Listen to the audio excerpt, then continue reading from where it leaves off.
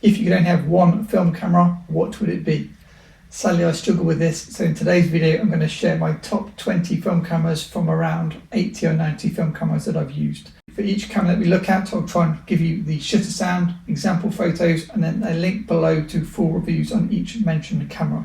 Hey guys, Matt here from MrLeica.com. If you're new here, I have been reviewing cameras for over the last decade, and these are my top 20 amazing cameras coming up, and stay with me until the end and I'll share my desert island camera and one digital camera I'm never going to sell, in reverse order. Actually, before we start, I just want to say a huge thanks to the sponsor of this video, my awesome patrons. If you want to support the channel or for more content, please click the links below. Okay, number 20, we have the Olympus Pen F. This is a very special camera because it's a half frame camera, which means you only get 72 to 74 photos on every roll of film. I'll try and find the shutter for you. It's a double advance. Sounds pretty nice, and the lens is also excellent too. Coming in at number 19, this is a Leica 2F. It's actually a 2F red dial. You can tell by the red font. The reason it's special is because it's the 2F means it's got no slow shutter speed dial on the front, making it very lightweight. This has been fully overhauled, so it sounds like new. How crisp does that sound? You can't see my face, but I've got a big grin on my face just from listening to the sound of this. This is screw mount, so you can fit any screw mount lenses. While we're doing this, please comment below what is your favourite film camera, or maybe top 3, because obviously this is just my opinion. Okay, number 18, this is the Hasselblad Vessa L. This is like my plastic, fantastic Vessa camera. It is my lightest Vessa camera, or probably my lightest film camera, and it takes interchangeable lenses, so you can put brand new lenses such as this 28mm colour scope on. Key things to note: no rangefinder, no viewfinder. So you put a viewfinder on the top and then you zone focus or scale focus, and it's just so easy to use. It's got a built-in light meter and it's fast loading compared to a Vessa camera. It's got the standard kind of backdoor opening, same as any SLR camera like that. And it's got a bit of film in that looks of it. How does this sound? Vessa L. Sounds quite tinny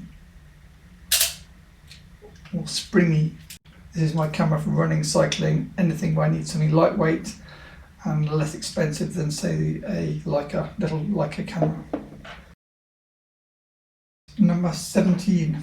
This one again may not be on your radar. This is a Canon L3. What's special about this camera is it's got a 35mm and 50mm frame line. Yet it's screw mount, so it's basically like a Barnett camera with 35mm frame lines, which means if you use a light lens like 35 f2 8 element, put that on this and you've got an absolutely super sweet setup for very compact yet great image quality.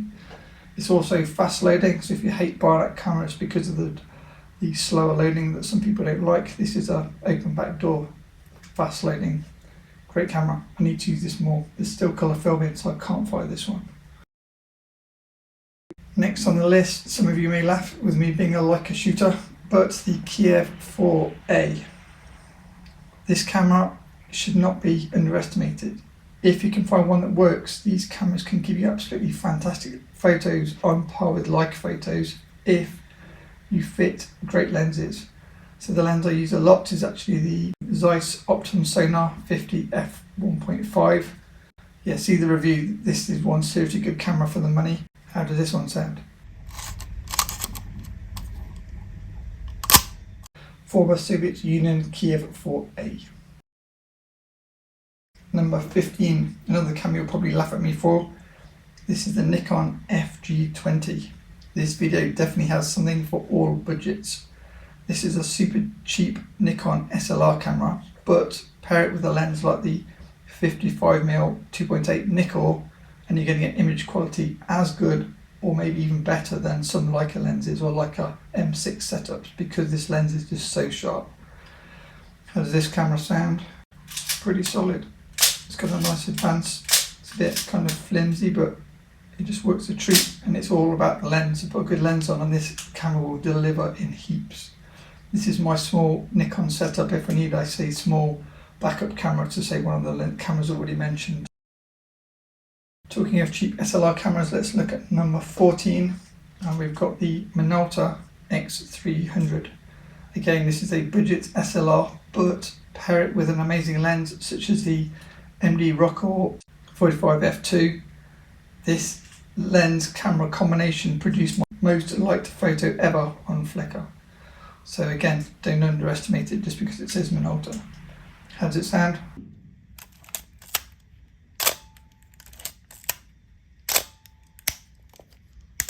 It's got a diagonal split screen, so it's my favourite viewing screen because with a split screen on a diagonal, it's very easy to focus on everything. Great lens, super cheap if you want a cheap SLR. Okay, number 13, let's get back to Leica with a bit more quality.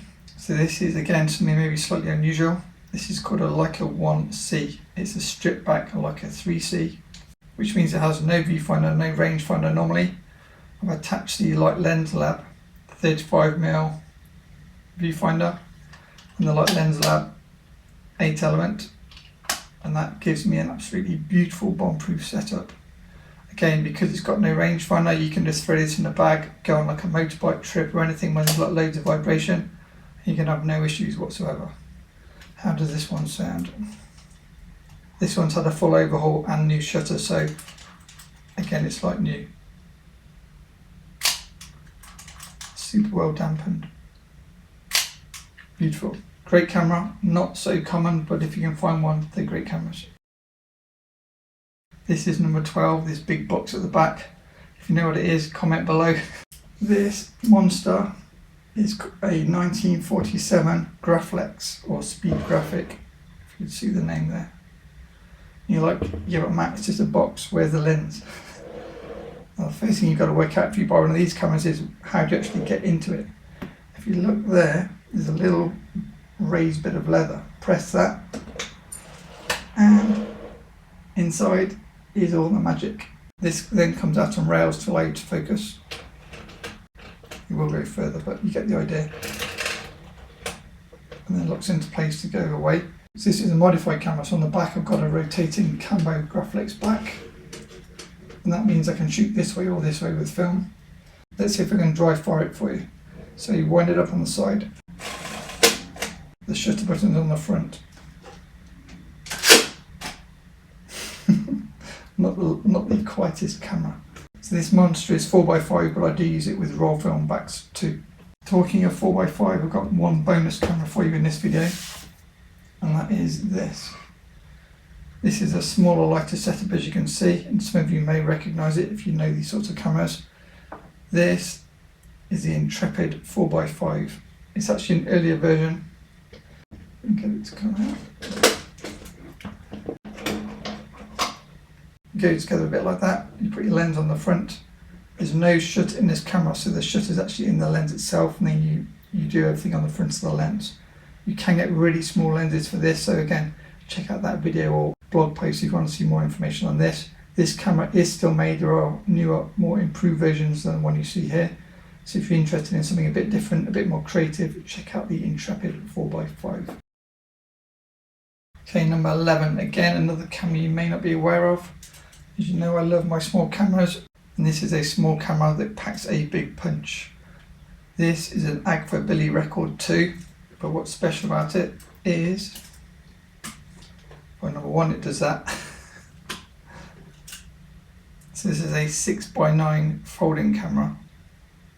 So you're going to get absolutely huge negatives. Negatives bigger than the Hasselblad, because the Hasselblad 6x6 obviously. The negatives like this big. Huge negatives from an absolutely pocket camera. It's got a pop-up viewfinder, like so. Like a sports viewfinder, but no rangefinder, which means again you can throw it in the bag and you don't need to worry about it. So I love small bomb-proof cameras. So if you need bigger negatives and you want something small to fit in your bag, look at 6x9 folding cameras. This is one of the smallest ones I found. Next on the list should be a popular one for many of you that know this camera. It is the Nikon F5. This is an absolute tank. So this takes 8 AA batteries that go in there. And then you pretty much got like a DSLR camera that shoots film. So beautiful grip, but this has got the advantage of autofocus, auto rewind, auto pretty much everything. LCD display, very, very capable camera. I keep this for my autofocus Nikon lenses if I ever go back to shooting autofocus. Currently I prefer to use manual focus, but very good camera, a lot of camera for the money, and yeah, one of the most capable film cameras ever made. Okay, number 9, if I can get at it. If I could own one TLR, or keep one TLR, it would be the Kawa Califlex. So this is a vintage TLR camera with a pop top. Sounds quite violent. But the main thing about this camera is the optics. The lens on this camera is absolutely stellar. I don't know again if I can dry fire this or not, it's a long time since I've used it.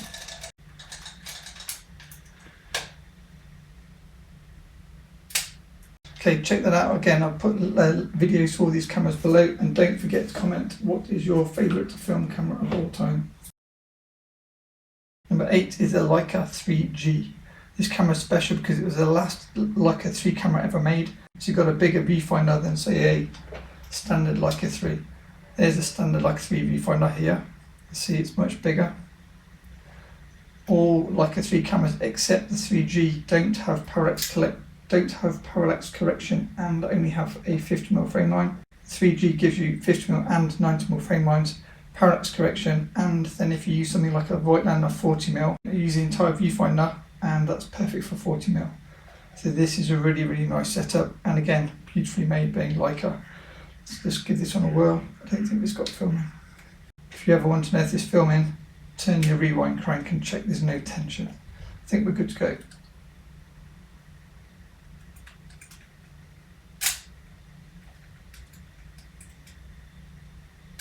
If you own Leica M cameras and you've never used Leica 3 cameras, you might be missing out because these cameras are arguably better made than the Leica M cameras, because obviously they're built earlier, so they're over-engineered like everything was back in the day.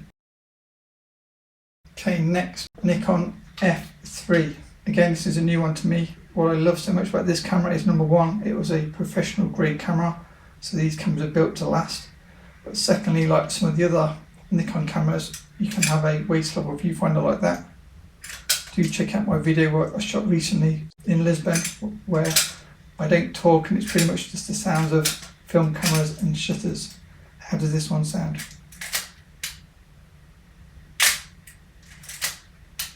It's got a really nice long advance as well. Great camera, highly recommend if you want a one do everything camera. Okay, at number 6 we have the, back to Leica again, Leica M4P. The reason I like this camera is because it's cheaper than a M6 and does exactly the same job, except it's got no light meter. And unlike my M3 and M2, it gives you 75mm frame lines, which I use for my Nocturne, and it gives me 28mm frame lines, which I use for the lenses like this little scope over here. Another advantage of the M4P over say an M2 or an M3, you've got a hot shoe, not a cold shoe, so I can use this for firing flash when I'd want to do any like studio photography. It used to be one of the cheapest film cameras, but like everything, prices have gone up. How does the shutter sound on a Leica M4P?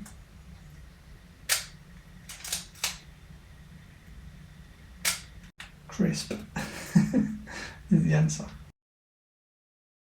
Okay, we're down to the top 5. At number 5 we have again a camera you may not be aware of. Ignore this grip, this was added after, not by me. So this is the Voigtlander Pyo 2. It's better than the Voigtlander Pyo 1 because it's got a more improved lens. But if you stop both cameras down, they'll be fine if you stop down. This is just better at wider apertures. How does it look? Hello. So this comes with the colour scope R lens, which is better than the Vascar lens on my Pyo 1. Now what you may not be aware of is this little camera will give you the same image quality as something like a Hasselblad, which is just over there, you'll see that in a second. 6x6 big negatives, or there is film in it, so I need to not shoot this one. Tiny camera with amazing output. It doesn't have a rangefinder, but it does have a viewfinder, so I use this for zone focusing. Again, it's great for running, cycling, traveling, when you just want to have a small setup, and it's really beautiful, and the image quality is amazing. Talking of 6x6, we have number 4 is Hasselblad. So this is a Hasselblad, well, it's actually my Hasselblad 500 CM, but on the list I think I put 501C. They both do the same job. They're both obviously 6x6 film cameras. My preference is to use a prism finder when shooting models because I find it easier to focus. And my favourite lens is the 120 macro, which is super sharp and lets you get closer without needing extension tubes. How does this one sound? You do need to take the back off if you're on a dry fire Hasselblad.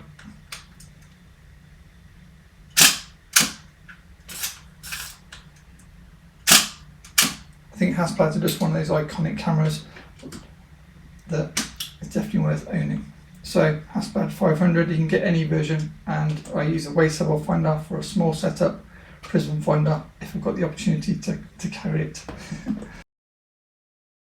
Okay, so now top 3. Number 3 is a new addition to me.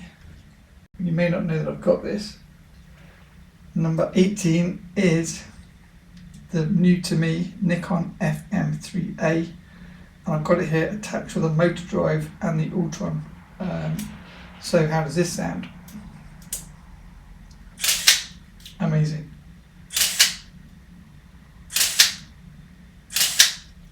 This grip is the most comfortable grip I think I've ever used. It's an MD12 motor drive on a Nikon FM3A. I'll take the grip off if I need to travel, making it a very small setup. This just does everything you need from a film camera, and you can pair it with small lenses like the Manala SL lenses.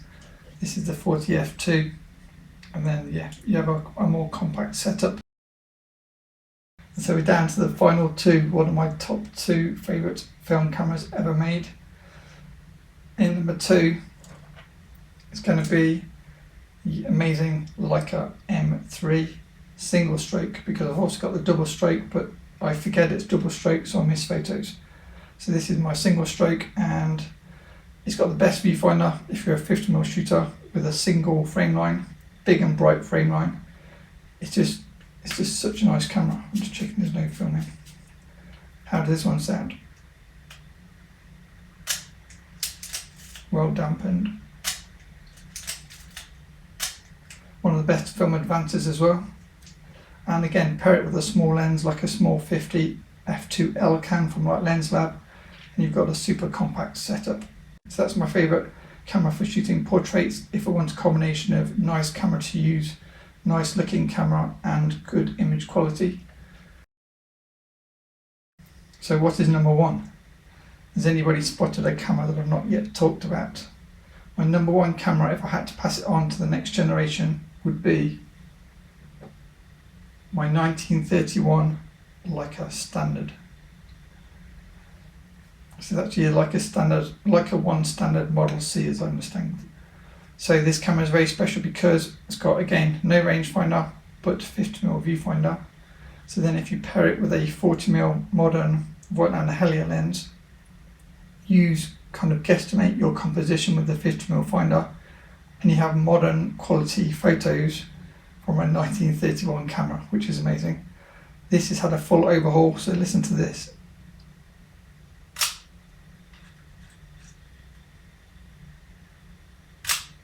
It's just so minimal. I love the fact that it's got no rangefinder, which means I never have to worry about it getting knocked.